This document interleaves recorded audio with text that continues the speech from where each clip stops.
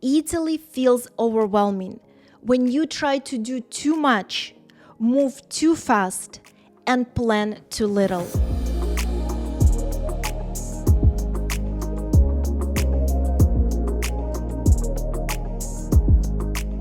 Most people plan their first trip to Italy for months, sometimes even years. And yet, halfway through the trip, many travelers find themselves exhausted, dragging luggage through train stations, rushing between cities, and wondering why a trip they dreamt about for so long suddenly feels stressful. And the worst part is that they don't realize the mistake until the trip is already happening.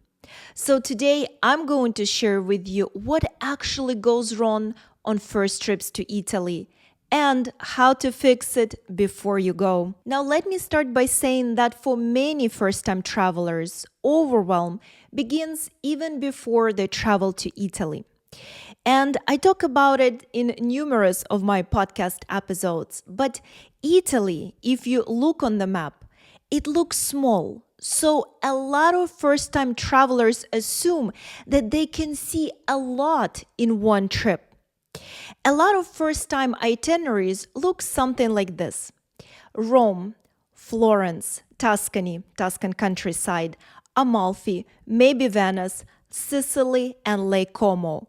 And all of that in just 10 to 12 days. And I know this because as the owner of a bespoke travel agency in Italy, I see this all the time.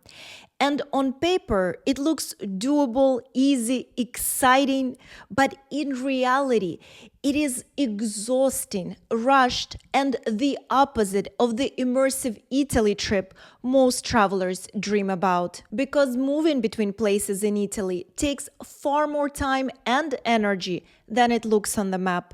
Every city change costs more time than people expect. Packing, hotel checkouts, transfers, train schedules, delays, navigating new places, and losing half day in transit. So instead of settling into Italy, you're constantly moving. And that constant movement is what creates overwhelm, not the country itself. For a 10-day first trip, 3 bases is usually the maximum if you want for the trip to actually feel enjoyable. Something like Rome, Florence, and Tuscany, or Rome, Florence, and Venice, or Amalfi Coast. Just yesterday, I spoke with a client who wanted to visit 5 places in 12 days across Italy and France. And on paper, it looked absolutely perfect. She even sent me a breakdown of how many days she would like to stay in each location. But she forgot the most important factor: travel time. When we actually looked at the logistics, the 2 days that she allocated to Tuscany, for example, became one. Why? Because it would have taken her almost half a day just getting there. Transfers, train time, settling in. So all those beautiful experiences that she planned for Tuscany, like a cooking class, horseback riding, olive oil tasting, would have had to be cut in half. Or, of course, we could have made it happen, but then Tuscany would have turned into a marathon. And who wants to do that when you're visiting Tuscan countryside? The 2 days she allocated to Paris at the beginning of the trip didn't account for jet lag. A lot of first-time visitors don't realize, but the first 48 hours after a transatlantic flight are rarely your most energetic. Yes, everything could technically be done, but it would feel like ticking boxes, not actually enjoying the experience. And the overnight ferry from Civitavecchia to Sardinia, that eats into your Rome time more than most travelers realize. You have to take into account hotel checkout, transfer time to the port, boarding procedures. It's not just sleep and arrive. Most itineraries look perfect on paper. But one very important part most of them overlook is taking into account not just the number of days in each place, but how long it actually takes to travel between them. every additional stop adds friction. More packing, more transfers, more logistics, more decisions, less presence. Italy rewards depth. It does not reward constant movement. If a trip feels rushed, it's rarely because the country is overwhelming. It's because the plan was too ambitious. The next layer, overwhelm, happens inside each day. A lot of first-time travelers feel the pressure to maximize every single moment. So they stack activities from morning until evening. Vatican in the morning, Colosseum in the afternoon, food tour in the evening. But Italy isn't designed for non-stop activity. Italy works through contrast. Those of you who've been watching this YouTube channel, listening to this podcast, and of course the clients of my travel agency, you know that at my travel agency, we have a golden rule, a golden standard, so to speak, that for every single trip we design, we make sure to maintain that perfect balance between exploration and relaxation within every single day. So, for example, if in the morning we organize a beautiful private guided tour of the Vatican museums, Sistine Chapel and St. Peter's Basilica, and then in the afternoon we will provide tons of local recommendations for hidden gems, local fresh markets, artisanal shops and boutiques, authentic cafes, local gelato shops, so you can explore all of that at your own pace, on your own schedule. And then, of course, for the evening, we will make a dinner reservation at a local authentic trattoria or a fine dining experience, depending on client's preference. And that's what a balanced day in Italy looks like. If you're planning a trip to Italy on your own, focus on one anchor experience per day. Please remember that without pauses, even incredible experiences become exhausting. Transportation is another major source of stress. I'd say even the main one. On Google Maps, routes look simple, but the reality is very, very different. Trips to places like Cinque Terre or smaller towns often involve multiple train changes and regional trains. A lot of people don't realize until they're deep into the process that a lot of, for example, small towns in Tuscany are not connected by trains at all. So then they try to figure out, how do I get to Montepulciano or how do I get to Pitigliano? And they start wondering, what is the nearest train station? How do I get, for example, from that nearest train station to my accommodation in Montepulciano?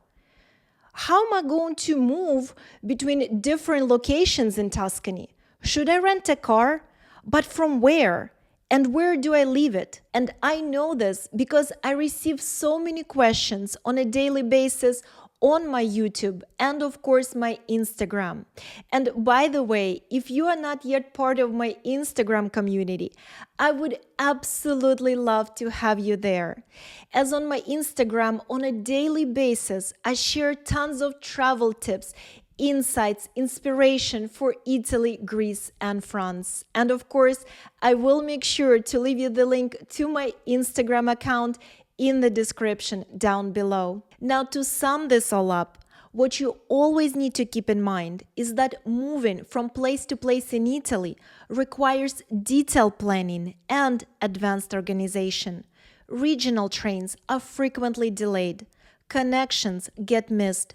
What looks like a 3-hour journey can sometimes easily turn into 6. That's why for the clients of my travel agency, we often combine high-speed trains with private transfers or arrange direct transfers entirely. Now keep in mind that even with the right number of stops, a trip to Italy can still feel overwhelming if the rhythm is wrong. Many travelers stack major cities back to back: Florence, Rome, Naples. But what matters is balance. On the micro level, we talked about one anchor experience per day. On the macro level, it's the same principle. Italian cities overwhelm, each in their own way. Rome overwhelms through scale and intensity. Florence overwhelms through density, extraordinary beauty compressed into a small space. Naples overwhelms through disorientation. So when you look at your Italy itinerary, make sure that high energy cities are followed by intentional slowing down. Now, let's talk about planning versus spontaneity, because I know a lot of you are saying, yes, Anastasia, but does everything need to be planned for Italy? I just want to arrive and be. I want to be spontaneous in Italy. And of course, that is a beautiful desire. But if you've been listening to my podcast episodes for a while, you know that Italy rewards planning, especially early planning. The best accommodations, local guides, experiences, and restaurants book out well in advance. Arriving to Italy without plans often means missing what you were most excited about. But that doesn't mean scheduling every single hour. As we discussed, the best balance looks like this: accommodations and key experiences secured, great restaurants planned, logistics handled, and then space to wander, explore, and enjoy the moment. That's when Italy feels relaxed instead of chaotic. And if you are starting to plan your first trip to Italy and everything we discussed today sounds exciting but a little bit overwhelming, then I have the perfect solution for you. At My Fabulous Vita travel agency, we design bespoke journeys across Italy, managing every element of the trip, from handpicked accommodations and private transportation to curated tours, unique experiences, restaurant reservations, and full on-trip concierge. So your journey unfolds exactly as it should: seamless, beautifully paced, and truly unforgettable from the moment you arrive. And of course, I will make sure to leave you the link to the concierge service of My Fabulous Vita travel agency in the description down below.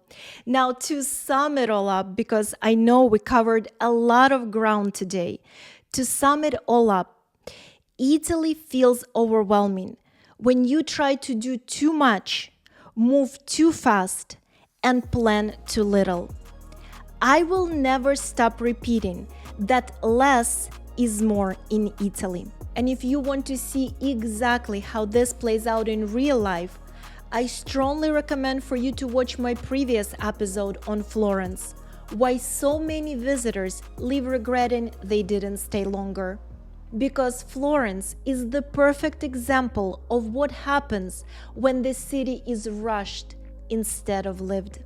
And if you're just as passionate as I am about exploring this beautiful world, don't just listen, join me. Make sure to smack that subscribe button, whether you're listening or watching on YouTube, Apple Podcast, or Spotify.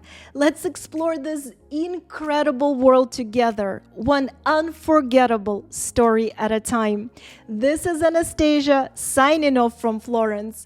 I cannot wait to speak to you in my next episode. Until then, and always, stay fabulous.